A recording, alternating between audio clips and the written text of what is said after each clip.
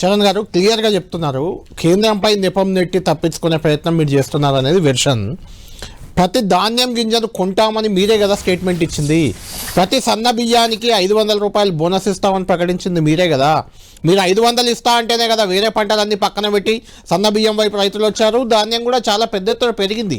గతంలో మీరు 72 లక్షల మెట్రిక్ టన్నులు కొన్నారు పోయిన ఏడాది. ఇప్పుడు కేవలం 50, అంటే ఇంక 20-30, ఈసారి 6.5 లక్షల ఎకరాలు పెరిగింది ధాన్యం పంట.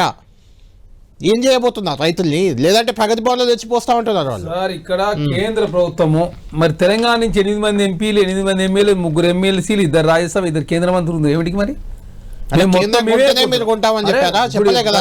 ఎప్పుడైనా కేంద్రమే కొనేది. ఎవరు కొంటారు? కేంద్రమే కొనాలి. ఎవరు కొంటారు? ప్రతి ధాన్యం కొంటామని మీరు చెప్పారు. కేంద్రం కొంతమని చెప్తున్నామా? ఇక్కడ ధాన్యం వరి ధాన్యమే కాదు, మొక్కజొన్నలు కొంటుంది రాష్ట్ర ప్రభుత్వం. అదే కాక జొన్నలు కొంటుంది రాష్ట్ర ప్రభుత్వం. మొక్కజొన్న సంబంధించి 25% కొంతంటే మిగతా కూడా మేము కొంతమని చెప్పి రాష్ట్ర ప్రభుత్వం మాట ఇచ్చింది కదా. మేము అదే కాక గనిబేగల సమస్య ఎందుకు వచ్చింది సార్? మీరే పశ్చిమాసియా యుద్ధం అని చెప్పి మీరే అంటారు. మరి ఎందుకు పశ్చిమ బెంగాల్ ఎలక్షన్ మూలంగానే అమల్లో కొరత వచ్చింది, మాది కాదు కదా. అదే కాకుండా బీహార్లో గోధుమ పంటకు సంబంధించి అదేవిధంగా డేట్ ఎక్స్టెండ్ చేయడంతో అక్కడ కార్మికులు ఆగిపోయిన పరిస్థితి. 95% బీహార్ పశ్చిమ బెంగాల్ మీద ఆధారపడే పరిస్థితి ఉంది. కొన్ని జిల్లాల్లో 90% పూర్తయింది. నల్గొండ జిల్లాలో 90% పూర్తయింది కొనుగోలు అంతా కూడా. అదే కాకుండా ఇంత చెప్తుంది బీఆర్ఎస్ పార్టీ 2021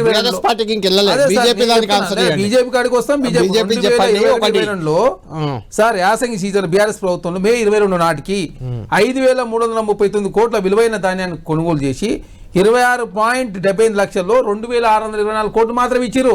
మేము అన్ని లెక్కలతో సార్ 22, 23 ఏం జరిగిందో, 23, 24 ఏం జరిగిందో, 24, 25, 25, 26 మేమేం చెప్తున్నాం? మీరు మమ్మల్ని ప్రశ్నించే ముందు మీరు మే సీజన్లో మీరు ఎంత కొన్నారో అంటే మీరు చేసే కరెక్ట్, కాంగ్రెస్ పార్టీ చేస్తే తప్పైనా అది.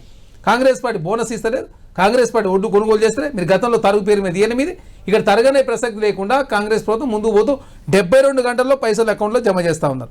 ఇప్పటివరకు 8,203 కోట్ల రూపాయలు అకౌంట్లో జమ చేసి 45,21,00,000 టన్నుల మెట్రిక్ టన్నుల అటువంటి ధాన్యాన్ని కొనుగోలు. చరణ్ గారు మీరు ఇంత బాగా చేస్తుంటే మొన్ననేమో యూరియా కొడతా చెప్పులు లైన్ లో పెట్టి నిలబడ్డ పరిస్థితి గత 10 ఏళ్లలో ఎప్పుడు కనిపించలే.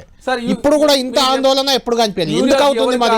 ఎందుకు అవుతుంది? రష్యా వారు కదా, మేం కాదు కదా. ఉక్రెయిన్ రష్యా వారు, అప్పుడు ఆ వారు, ఇప్పుడు ఈ వారు. భారతదేశంలో తెలంగాణ భాగం కాదా? కేంద్ర ప్రభుత్వంలో ఉన్నటువంటి బాధ్యత లేకుండా వారు బస్ యాత్ర కాదు చేయాల్సింది. మీరు ఫస్ట్ ఢిల్లీ యాత్ర చేయండి సార్. మీరు ఢిల్లీ యాత్ర చేస్తారా? నరేంద్ర మోడీ ఇంటి యాత్ర చేస్తారా? చేయండి. మీరు మొసలికాన్ని కాలిస్తే తెలంగాణ సమాజం అంగీకరించారు.